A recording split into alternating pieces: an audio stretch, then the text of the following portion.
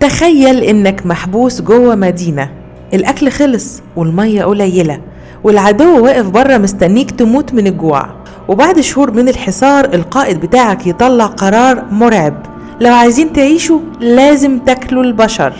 دي مش قصة رعب، دي واحدة من أبشع الحوادث في التاريخ حصلت في الصين سنة 757 ميلادية.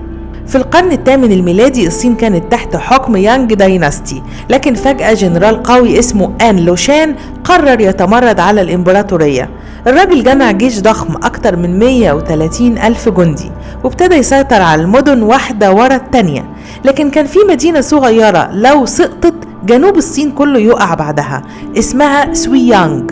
المدينة كان بيدافع عنها قائد اسمه تشانغ شون، معاه كام جندي؟ معاه 7000 جندي بس، يعني كل جندي قدامه 19 جندي من العدو.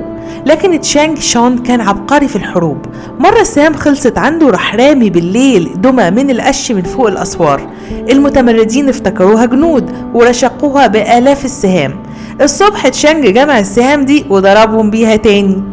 المتمردين قرروا يحاصروا المدينة. الحصار استمر 10 شهور كاملة.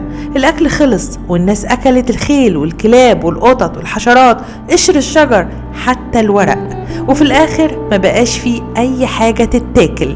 وهنا حصل القرار اللي التاريخ عمره ما ينساه.